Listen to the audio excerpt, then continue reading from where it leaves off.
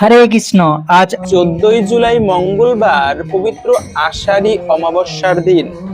আষাঢ় মাস একটা অন্যতম গুরুত্বপূর্ণ মাস, আর এই আষাঢ় মাসের অমাবস্যা তিথি খুবই গুরুত্বপূর্ণ একটি দিন। তাই আজকের এই পর্বে আমরা এই আষাঢ়ী অমাবস্যার মাহাত্ম্য কথা জানবো। সেই সঙ্গে এই দিনে যে কার্যগুলো করা অত্যন্ত শুভ, বিশেষ করে তেমন কিছু না করতে পারলেও বাড়িতে এই একটি সামান্য কার্য করার মাধ্যমে পরিবারের অশুভ শক্তি দূর করতে পারেন। তাই খুবই গুরুত্বপূর্ণ প্রসঙ্গ। আসুন কিছুক্ষণ সময় ধৈর্য ধরে আমরা জেনে নেই। আশা করছি আজকের এই তথ্যগুলো আপনাকে অবশ্যই সমৃদ্ধ করবে। ভালো লেগে থাকলে একটি লাইক করে কমেন্টে জয় শ্রী লক্ষ্মী নারায়ণের জয় একবার হলেও লিখে যাবার অনুরোধ জানাচ্ছি। দেখেন, বারের থেকে তিথির গুরুত্ব বেশি। যেমন এই আষাঢ় মাস, এই আষাঢ় মাসটা কিন্তু অত্যন্ত পুণ্যময় মাস। বছরে যত প্রকার মাস আছে তার মধ্যে একটা অন্যতম শ্রেষ্ঠ মাস এই বর্ষাকালের প্রথম মাস। প্রকৃতি গ্রীষ্মের তাপে পুষ্করিণী আদি শুষ্ক হয়ে যায়, নদী নালা পর্যন্ত শুকিয়ে পড়ে। প্রকৃতি যেন অপেক্ষা করে থাকে সেই বৃষ্টিপাতের জন্য। কিন্তু এই আষাঢ় মাস বর্ষাকাল এসে প্রকৃতিতে নতুন ভাবে সজীবতায় ভরে ওঠে। সেজন্যই আষাঢ় মাস অন্যতম মাস। বিশেষ করে ধর্মীয় অনেক শুভ তিথি রয়েছে, অনেক দিন রয়েছে। বিশেষ করে সব থেকে শ্রেষ্ঠ উৎসব সনাতন ধর্মের রথযাত্রা উৎসব এই আষাঢ় মাসেই কিন্তু পালন করা হয়ে থাকে। এজন্য এই আষাঢ় মাসের পূর্ণিমা আবার গুরু পূর্ণিমা তিথি, কত শুভ দিন। বিশেষ করে সেই জামাই ষষ্ঠী পড়েছে আষাঢ় মাসে, অম্বুবাচী তিথি আষাঢ় মাসে, পাণ্ডবা নির্জলা একাদশী আষাঢ় মাসে, গুরু পূর্ণিমা তিথিও আষাঢ় মাসে, এবং সর্বশ্রেষ্ঠ উৎসব রথযাত্রা তাও কিন্তু আষাঢ় মাসেই পড়ে। তাই তো আষাঢ় মাসকে এত গুরুত্বপূর্ণ মাস বলা হয়ে থাকে। এজন্য এই আষাঢ় মাসেরই অমাবস্যা তিথি অত্যন্ত শুভ। বিশেষ করে এই যে বার হয় শনিবার, রবিবার, মঙ্গলবার, এই বারে যে আমরা যেমন শনি মঙ্গলবার কিন্তু অত্যন্ত শুভ। তান্ত্রিক মতেও এই শনি মঙ্গলবারে অনেক তন্ত্র সাধনা প্রয়োগ করা হয়। কিন্তু এই বারের থেকে তিথির গুরুত্ব আরো বেশি। এই যে পূর্ণিমা তিথি, অমাবস্যা তিথি, একাদশী তিথি, এই তিথির গুরুত্ব অত্যন্ত বেশি, এবং তিথির থেকে আবার নক্ষত্রের গুরুত্ব বেশি। তেমনই একটি বিশেষ তিথি হচ্ছে অমাবস্যা তিথি। এই অমাবস্যার দিনে বিশেষ করে তন্ত্র সাধকেরা তারা তন্ত্রবিদ্যা সাধনা করে থাকে, এবং ইষ্টদেবের কৃপা লাভের জন্য এই অমাবস্যা তিথি কিন্তু অত্যন্ত গুরুত্বপূর্ণ এবং শুভ। বিশেষ করে মা কালীর যারা সাধনা করে, যেমন সেই রামকৃষ্ণ পরমহংস দেবের কথা যদি বলি, তিনি তো মা কালীর সাধক ছিল। তিনি পঞ্চবটিতে গিয়ে একবার গভীর রাত্রে কোনো একটা রজনীতে তিনি পঞ্চবটিতে গিয়ে ধ্যান করতে লাগলো। তার ভাগিনা হৃদয় এটি লক্ষ্য করলো, মামা পঞ্চবটিতে গিয়ে ধ্যান করে ভালো কথা, কিন্তু তার পরিধেয় বস্ত্রকে পাশে খুলে রেখে তারপরে ধ্যান করছে। আবার ছিল একটা ব্রাহ্মণত্বের পরিচয় উপনয়ন, তাকেও পাশে খুলে রেখে তারপরে তিনি ধ্যানে বসেছে। পরের দিন প্রভাত হলে মামাকে জিজ্ঞাসা করলো যে, মামা দেখলাম তুমি পঞ্চবটিতে গিয়ে ধ্যান করো গভীর রাত্রে, ভালো, কিন্তু তোমার পরিধেয় বস্ত্রকে কেন খুলে রাখলে? বলে, দেখো এটা পরিধেয়, আবার তুমি ছিল একটা উপনয়ন, সেটাকেও তুমি খুলে রাখলে কেন? বলে, দেখো এটা পরিধেয় বস্ত্র নয়, এটা লজ্জা পাশ। সৃষ্টিকর্তার সাধনা করতে গেলে কখনো লজ্জা থাকতে নেই। দ্বিতীয়ত হচ্ছে, তুমি যে বললে না এটি ব্রাহ্মণত্বের পরিচয়, এটি ব্রাহ্মণত্বের পরিচয় নয়, এটি হচ্ছে ব্রাহ্মণত্বের অহংকার। আর সৃষ্টিকর্তার সাধনায় কখনো অহংকার করতে নেই। তো এই জন্য এই বিশেষ করে মা কালীর সাধনা যারা করবে, যাদের মা কালীর প্রতি ভক্তি আছে, তারা আপনারা ভক্তি ভরে এই পবিত্র অমাবস্যার দিনে মায়ের পুজো দিতে পারেন, সাধনা করতে পারেন। এটি অত্যন্ত মঙ্গলময়।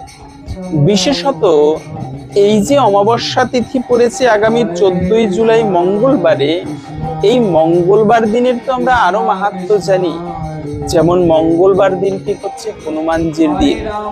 হনুমানজিকে বলা হয় সংকট নাশন হনুমান। ভগবানের পরে এই হনুমান এমন এক দেবতা যিনি ভক্তদের বিপদ থেকে রক্ষা করে থাকে, এবং এই হনুমানের কৃপা লাভ করার জন্য হনুমান পুজোয় কিন্তু শনি গ্রহের দোষ পর্যন্ত কেটে যায়। শনি গ্রহের যদি অশুভ দোষ থাকে, সেই দোষ পর্যন্ত কাটানো সম্ভব হনুমান পুজো বা হনুমান চল্লিশা পাঠের মাধ্যমে। এজন্য এই অমাবস্যার দিনে যাদের হনুমানের প্রতি ভক্তি আছে, তারা আপনারা বিশেষ ভক্তি করে হনুমানজির পুজো করতে পারেন। বিশেষত হনুমানের বিশেষ কৃপা লাভের জন্য এই শুভতম দিনে ভগবান শ্রী রামচন্দ্রের পুজো করা অত্যন্ত শুভ। কেন? হনুমানকে খুশি করার জন্য আলাদা করে পুজো করতে হয় না। যারা রামের সেবা করে, ভগবান শ্রী রাম চন্দ্র এবং মাতা সীতার সেবা করে, হনুমানজি তাদের প্রতি আপনার থেকে প্রসন্ন হয়ে থাকে। এজন্য এই অমাবস্যার দিনে আপনারা একেবারে কিচ্ছু করতে না পারলেও বিশেষ করে বাড়িতে একটুকু রাম, লক্ষ্মণ এবং হনুমানের, সীতা দেবীর বিশেষ ভক্তি করে সেবা দিতে পারেন। এর ফলে জীবনে গ্রহদোষ তো দূরীভূত হয়, দ্বিতীয়ত হচ্ছে হনুমানেরও বিশেষ কৃপা লাভ হয়ে থাকে, বিপদ দূরীভূত হয়। তবে এই অমাবস্যা তিথি মূলত শুরু হবে আগামী 13ই জুন সোমবার রাত্র 6:55 থেকে, থাকবে মূলত 14ই জুন মঙ্গলবার বিকাল 4:31 পর্যন্ত। এই সময়টুকুর মধ্যে এই অমাবস্যা তিথি থাকবে। তাই উদয়া তিথি মেনে আমাদের এই অমাবস্যা পালন করতে হবে আগামী 14ই জুলাই মঙ্গলবারে। এবং এই দিনে আর কি কি কার্য করা অত্যন্ত শুভ? প্রথমত হচ্ছে এই শুভতম দিনে আপনারা ভক্তি ভরে লক্ষ্মী নারায়ণের পুজো দিতে পারেন। আদি ইষ্ট দেবদেবী হচ্ছে আমাদের লক্ষ্মী নারায়ণ। বর্তমানে তো রাধা কৃষ্ণের পুজো করে, জগন্নাথ বলদেব সুভদ্রা মহারানীর পুজো করি আমরা, নৃসিংহদেবের পুজো করা হয়। কিন্তু বৈদিক যুগে আজও সেই মাটি খুঁড়তে গেলে অনেক সময় লক্ষ্মী নারায়ণের মূর্তি পাওয়া যায়। আমাদের বৈদিক যুগে সবাই লক্ষ্মী নারায়ণের সেবা করত, এজন্য তাদেরকে বলা হয় আদি ইষ্ট দেবদেবী। তো সেই বিশেষ করে যে কোনো পূর্ণিমা অথবা অমাবস্যার দিনে লক্ষ্মী নারায়ণের পুজো করা সবথেকে মঙ্গলময় এবং শুভ। বিশেষ করে নদীতে যে জোয়ার ভাটা হয়, এই অমাবস্যার দিনেও আমাদের জীবনীতে জোয়ার ভাটা আসে। অমাবস্যার সময়ে আমাদের জীবন প্রবাহ নিম্নমুখে থাকে এবং পূর্ণিমার সময়ে আমাদের জীবন প্রবাহ ঊর্ধ্বমুখে থাকে। এই অমাবস্যা এবং পূর্ণিমা তিথি এতটা গুরুত্বপূর্ণ এবং শুভ বলা হয়েছে। তাই আপনারা বিশেষ ভক্তি ভরে এই অমাবস্যা তিথিতে লক্ষ্মী নারায়ণের পুজো দিতে পারেন। চন্দ্রের কক্ষপথের কারণে এই ঋতু পরিবর্তন হয় এবং এই চন্দ্রের কক্ষপথের কারণেই কিন্তু অমাবস্যা আসে। তো ভক্তি ভরে এই দিনকে পালন করতে পারেন। বিশেষ করে এই শুভতম দিনে আরো একটি বিশেষ কার্য হচ্ছে, ভুলেও খাবার দাবারের সংযত আনা উচিত। যেমন নবমীতে কিন্তু লাউ খেতে নেই, এতে গোমাংস তুল্য, গোমাংস ভক্ষণ করলে যে অপরাধ হয় সেই অপরাধ হয়। যেমন নবমীতে লাউ ভক্ষণ করতে নেই। আবার দুগ্ধের মধ্যে লবণ খেতে নেই, এটিও গোমাংস তুল্য অপরাধ। তারপরে পূর্ণিমা অমাবস্যার দিনে মাছ মাংস খেতে নেই, এটিকেও মহাপাপ হয়। পূর্ণিমা অমাবস্যার দিনে যারা সেই মাছ মাংস ভক্ষণ করে, আপনারা এই অমাবস্যার দিনে এমনিতেই ভগবান জগন্নাথের প্রসাদ খেতে পারেন পুজো দিয়ে, অথবা অনেকে আছে অমাবস্যার দিনে ব্রত করে লক্ষ্মীনারায়ণের পুজো করে সেই প্রসাদ গ্রহণ করে ব্রতভঙ্গ করে। তো এটিও আপনারা করতে পারেন। তেমন ভাবে না করতে পারলেও অন্তত পক্ষে এই শুভতম দিনে আপনারা নিরামিষাদি খাবার গ্রহণ করতে পারেন। তারপরে হচ্ছে আপনারা নিরামিষ ভগবানের প্রসাদ গ্রহণ করে এই শুভতম দিনটি কাটাতে পারেন। বিশেষ করে যদি সম্ভব হয় এই দিনে বৈষ্ণব সেবা দেওয়া আরো বেশি সৌভাগ্যপূর্ণ। যে কোনো শুভ দিনে বাড়িতে বৈষ্ণব সেবার উপরে শ্রেষ্ঠ কোনো সেবা নেই। বাড়িতে আমরা পরিবারের নেগেটিভ শক্তি দূরীভূত করার জন্য সে এটা করি ওটা করি, কত কিছুই না করি, যেন পরিবারের অশুভ কিছু কোনো দৃষ্টি থাকলে তা যেন কেটে যায়।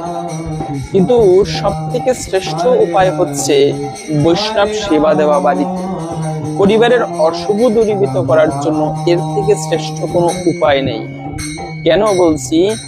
শাস্ত্রে পাওয়া যায় যে স্থানে গুরুদেব শুদ্ধ ব্রাহ্মণ বৈষ্ণবের আগমন হয় ওই স্থানটাই পবিত্র হয়ে যায়। এর জন্য বিশেষ করে বাড়িতে ব্রাহ্মণ বৈষ্ণবের সেবা দিলে এর ফলে ভগবানের কৃপা তো লাভ হয়, সেই সঙ্গে ওই বাড়ির নেগেটিভ এনার্জি পর্যন্ত দূরীভূত হয়। তবে এই অমাবস্যার দিনে আমরা সেই ব্রাহ্মণ বৈষ্ণবের সেবা দিতে আপনার সাধ্য মতো, সাধ্যের বাহিরে গিয়ে নয়, আপনার সাধ্য মতো কিছু বৈষ্ণবদেরকে, যাদেরকে পারবেন আপনি শুদ্ধাচারী মনে করবেন, তাদেরকে নিমন্ত্রণ করে এনে আপনি যথাযোগ্যভাবে সেবা দিতে পারেন। এটি অত্যন্ত মঙ্গলময় এবং বিশেষ সৌভাগ্যপূর্ণ। পাশাপাশি হচ্ছে এই শুভতম দিনে দান করা আরো শুভ। বিশেষ করে পরিবারের দারিদ্রতা দূরীভূত করতে আমরা তো মা লক্ষ্মীর পুজো করি, কত কিছুই না করি, কিন্তু শাস্ত্রে বলা আছে দানে দ্রব্যেন শুদ্ধতি। দানের মাধ্যমে দ্রব্য শুদ্ধ হয়ে থাকে। পরিবারে যদি গরিব থাকে কেউ, তবে সেই অর্থের অভাব দূর করতে গরিব দুঃখীদের দান করা। আমরা ভাবি দান করলে তো আমার টাকা পয়সা কমে যায়, না, টাকা পয়সা কমে না, বরং আরো বৃদ্ধি পায়। দেখবেন ওই যে নলকূপ করা হয়, ওখান থেকে যত জল তোলা হোক না কেন ওই জল কিন্তু আবার ভরে যায়, জল কিন্তু ওইভাবেই ভরে যায়। যত দান করা হয় আপাত দৃষ্টিতে মনে হতে পারে ধন কমে, বরঞ্চ ভগবানের কৃপায় ওটি আরো বৃদ্ধি পায়। দেখবেন ওই পাতকুয়া বা অথবা ওই নলকূপের জল যদি 2-3 বছর তোলা না হয় ওটা কিন্তু শুকিয়ে পড়ে। তো তেমনি দান যদি না করা হয়, অর্থ পেয়ে যদি সেই অর্থ দিয়ে গরিব দুঃখীদের সেবা না করা হয়, সাধ্য মতো ভগবানের সেবা না করা হয়, তবে ওই সম্পদ কিন্তু চিরকাল স্থায়ী থাকে না। এজন্য লক্ষ্মীকে বলা হয় চঞ্চলা। মা লক্ষ্মী চিরকাল বেশি দিন এক জায়গায় স্থির থাকে না। সেইখানেই লক্ষ্মী স্থির থাকে যেখানে লক্ষ্মী দিয়ে নারায়ণের সেবা করা হয়, টাকা পয়সা অর্থ সম্পদ দিয়ে ভগবানের সেবা করা হয়, গরিব দুঃখীদের সেবা করা হয়। আপনি এই শুভতম দিনে, আষাঢ়ী অমাবস্যার দিনে আপনার সাধ্য মতো কিছু দান করতে পারেন, বৈষ্ণব সেবা দিতে পারেন। এগুলো অত্যন্ত শুভ এবং বিশেষ মঙ্গলময়। পাশাপাশি হচ্ছে এই দিনে হরিকথা শ্রবণ করা সব থেকে গুরুত্বপূর্ণ একটি বিষয়। জীবনে এই যে আমরা ভগবানের সেবা করি, নাম জপ করা, যজ্ঞ করানো, তারপরে এরকম পুজো অর্চনা করা, যত প্রকার ভগবানের সেবা আছে সব থেকে শ্রেষ্ঠ সেবা হচ্ছে শ্রবণ করা। শ্রবণম মঙ্গলম। এর জন্য নববিধা ভক্তির প্রথমতই হচ্ছে শ্রবণ করা। আপনারা এই শুভতম দিনে বাড়িতে সন্ধ্যাকালে বিশেষভাবে লক্ষ্মীনারায়ণের পুজো করে কোন শুদ্ধাচারী বৈষ্ণবের মাধ্যমে একটু লক্ষ্মীনারায়ণের মাহাত্ম্য কথা, ব্রত কথা, ভাগবত কথা পাঠ করতে পারেন। বাড়ির সবাই মিলে শ্রবণ করতে পারেন। এই যে শ্রবণযোগ্য, এটাকে অত্যন্ত গুরুত্ব বলা হয়েছে। বিশেষ করে জীবনের শ্রবণের উপরে শ্রেষ্ঠ কোনো সেবা নেই। তো যাই হোক, এখন আসুন আমরা ধৈর্য ধরে এই আষাঢ়ী অমাবস্যার মাহাত্ম্য কথা শ্রবণ করি। কেননা শ্রবণম মঙ্গলম, এই দিন আপনি ব্রত করতে পারেন কিংবা না পারেন, সকলেই চেষ্টা করবেন ব্রত করে লক্ষ্মী নারায়ণের ব্রত কথা, আষাঢ়ী অমাবস্যার ব্রত কথা ভক্তি ভরে পাঠ এবং শ্রবণ করতে। আমরা প্রথমে এই আষাঢ়ী অমাবস্যার মাহাত্ম্য কথা জেনে নিচ্ছি। এরপরে ভিডিওর মূল প্রসঙ্গ, এই দিনে কোন কার্যটি করার মাধ্যমে জীবনের সৌভাগ্য লাভ করা যায়। আষাঢ়ী অমাবস্যা, আষাঢ় মাসের অমাবস্যা তিথি সনাতন ধর্মে অত্যন্ত পবিত্র এবং তাৎপর্যপূর্ণ বলে বিবেচিত। এই তিথিতে আষাঢ়ী অমাবস্যা বলা হয়। বর্ষাকালের সূচনা লগ্ন আসে এবং প্রকৃতি কৃষিকাজ এবং আধ্যাত্মিক সাধনার সঙ্গে গভীরভাবে সম্পর্কিত। বিভিন্ন অঞ্চলে এই অমাবস্যা পিতৃপুরুষের স্মরণ, দান, পুণ্য, তীর্থস্থান, উপবাস এবং ঈশ্বরের আরাধনার জন্য বিশেষ শুভ বলে মানা হয়। অনেক স্থানে বিশ্বাস করা হয় এই দিনে ভক্তি ভরে ব্রত পালন করলে পাপক্ষয়, সংসারের অশান্তি আসে এবং পূর্বপুরুষদের আশীর্বাদ লাভ করা যায়। সনাতন শাস্ত্র অনুযায়ী অমাবস্যা তিথি পিতৃপুরুষের উদ্দেশ্যে তর্পণ এবং শ্রাদ্ধের জন্য বিশেষভাবে উপযোগী। আষাঢ়ী অমাবস্যার দিন গঙ্গা, যমুনা বা অন্য কোনো পবিত্র নদীতে স্নান করে ভগবান বিষ্ণু, শিব ও দেবদেবীর শক্তি পূজা করলে বিশেষ ফল লাভ হয়ে থাকে বলে বিশ্বাস করা হয়। এই দিনে দরিদ্র, ব্রাহ্মণ এবং অভাবগ্রস্ত মানুষকে অন্ন, বস্ত্র, তিল, ফল ও অর্থ দান করলে বহু পুণ্য অর্জিত হয়। অনেক পুরাণে বলা হয়েছে আষাঢ় মাস থেকেই দেবশয়নী একাদশী পূর্ববর্তী সময়ে ভক্তদের সংযম, উপবাস এবং ভক্তিভাব বৃদ্ধি করা উচিত। অমাবস্যা সেই সাধনার একটি গুরুত্বপূর্ণ দিন। এদিনে প্রদীপ জ্বালিয়ে ঈশ্বরের নাম স্মরণ করলে অশুভ শক্তির প্রভাব কমে যায় এবং পরিবারের সুখ শান্তি বজায় থাকে। গ্রামীণ সমাজে আষাঢ়ী অমাবস্যার কয়েকটি বিশেষ গুরুত্ব রয়েছে। কৃষিজীবীরা নতুন মৌসুমের ভালো ফসলের জন্য ঈশ্বরের কাছে প্রার্থনা করেন। প্রকৃতির অনুকূল পরিবেশ, পর্যাপ্ত বৃষ্টি এবং শস্যের প্রাচুর্যের কামনায় এই তিথিতে পূজা এবং প্রার্থনার প্রচলন রয়েছে। আষাঢ়ী অমাবস্যার ব্রত কথা। প্রাচীনকালে আনন্দপুর নামে এক রাজ্যে ধর্মদাস নামে এক দরিদ্র কিন্তু সৎ ব্রাহ্মণ বাস করতেন। তার স্ত্রী ছিলেন অত্যন্ত ধর্মপরায়ণা। সংসারে অভাব থাকলেও তার কখনো অসত্য বলতেন না এবং সর্বদা ভগবানের নাম জপ করতেন।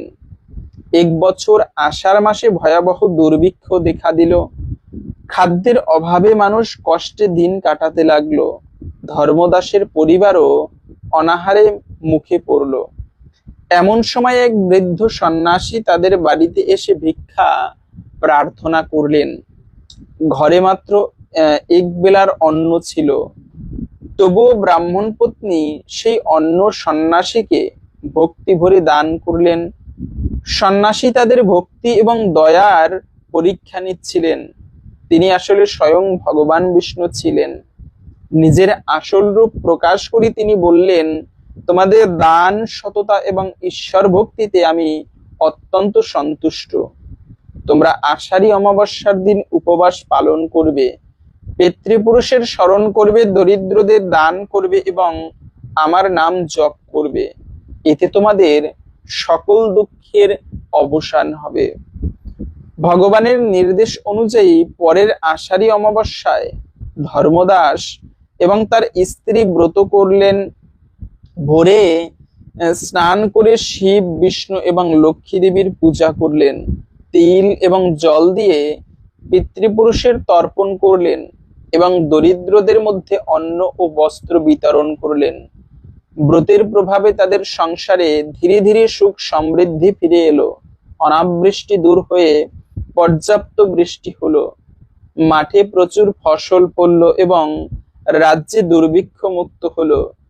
রাজাও তাদের ভক্তি দেখে সম্মানিত করলেন। সেই থেকে জনসাধারণের মধ্যে আষাঢ়ী অমাবস্যার ব্রত পালনের প্রচলন আরো বৃদ্ধি পায়। ব্রত পালনের নিয়ম: আষাঢ়ী অমাবস্যার দিন ভোরে স্নান করে পরিষ্কার বস্ত্র পরিধান করতে হয়। এরপর গৃহদেবতা ভগবান বিষ্ণু, শিব বা ইষ্ট দেবতার পূজা করা হয়। অনেকেই সারাদিন উপবাস পালন করেন অথবা নিরামিষ আহার গ্রহণ করতে পারেন। পিতৃপুরুষদের উদ্দেশ্যে তিল, জল ও কুশ দিয়ে তর্পণ করা হয়। সন্ধ্যায় প্রদীপ জ্বালিয়ে ভগবান বিষ্ণুর নাম সংকীর্তন এবং ব্রতকথা পাঠ ও শ্রবণ করা হয়। সামর্থ্য অনুযায়ী দরিদ্রদের অন্ন, বস্ত্র, ফল, তিল অথবা অর্থ দান করা শুভ বলে মনে করা হয়। আষাঢ়ী অমাবস্যা কেবল একটি তিথি নয়, এটি আত্মশুদ্ধি, দান, ভক্তি, পূর্বপুরুষের প্রতি কৃতজ্ঞতা এবং মানব সেবার এক পবিত্র উপলক্ষ। এই ব্রতের মূল শিক্ষা হলো সত্য, দয়া, সংযম, ঈশ্বর ভক্তি এবং নিঃস্বার্থ দানের মধ্যেই জীবনের প্রকৃত কল্যাণ নিহিত। তাই ভক্তি ভরে আষাঢ়ী অমাবস্যার ব্রত পালন করলে মানসিক শান্তি, পারিবারিক সুখ, পুণ্য লাভ এবং ঈশ্বরের আশীর্বাদ লাভ হয়, এমন বিশ্বাস যুগ যুগ ধরে সনাতন সমাজে প্রচলিত হয়ে আসছে। তো এই ছিল মূলত আষাঢ়ী অমাবস্যার ব্রত কথা। তো আপনারা এর জন্য এই অমাবস্যার দিনে বিশেষ করে একেবারে কিছু না করতে পারলেও বাড়িতে লক্ষ্মীনারায়ণের পুজোটা একটুকু বিশেষভাবে করতে পারেন। এবং এই দিনে বাড়িতে কোন জিনিসটি পোড়ালে সৌভাগ্য লাভ হয়? মূলত এই দিনে একটা জিনিস পোড়ালেই সৌভাগ্য লাভ হয় না। যদি পারেন এই অমাবস্যা তিথিতে বাড়িতে যাদের নেগেটিভ শক্তি রয়েছে বা মনে করে থাকেন যে একটা অশুভ লেগে রয়েছে, তারা আপনারা এই কার্যটি করতে পারেন। তা হচ্ছে যজ্ঞ করাতে পারেন। কেননা যদিও বা কলিযুগে যুগধর্ম যজ্ঞ নয়, কিন্তু এই যজ্ঞ করানো অত্যন্ত শুভ। বাড়ির নেগেটিভ শক্তি দূর করার জন্য কোনো শুদ্ধাচারী বৈষ্ণবের মাধ্যমে নৃসিংহ যজ্ঞ করালে বিপদ নাশ হয় পরিবারের। তো সেই নৃসিংহ যজ্ঞ বাড়িতে করিয়ে সেই ভস্য আপনি রেখে দিতে পারেন। এবং কোথাও যাত্রা করলে নৃসিংহদেবের অথবা যজ্ঞের ভস্য কপালে মেখে যাত্রা করলে, তিলক করে যাত্রা করলে সেই যাত্রায় কোনো বিপদ হয় না। এজন্য এই অমাবস্যার দিনে সন্ধ্যায় তো অবশ্যই প্রদীপ প্রজ্বলন করবেন, সেই সঙ্গে বাড়িতে যজ্ঞ করানো সব থেকে শুভ এবং মঙ্গলময়। তো যদি ভালো লেগে থাকে বা যারা এতক্ষণ ধরে ধৈর্য ধরে আমাদের সাথে ছিলেন, তাদের আরেকটি ছোট্ট আমন্ত্রণ, আমাদের ফেসবুক পেজটিকে ফলো করে অবশ্যই আমাদের সাথে যুক্ত থাকবেন। এই ভিডিওর ডেসক্রিপশন বক্সে আমাদের ফেসবুক পেজের লিঙ্কটি দেওয়া রয়েছে। তো আপনি সেই পেজটি ফলো করে আমাদের সাথে যুক্ত থাকতে পারেন। ভগবানের কৃপায় সকলের জীবনে মঙ্গল হোক, এই কামনা করে আজকের ভিডিওটি এখানে সমাপ্ত করছি। চ্যানেলটি সাবস্ক্রাইব করে বেল আইকন প্রেস করে রাখুন। ভালো থাকবেন, সুস্থ থাকবেন। হরে কৃষ্ণ, জয় নিতাই, রাধে রাধে।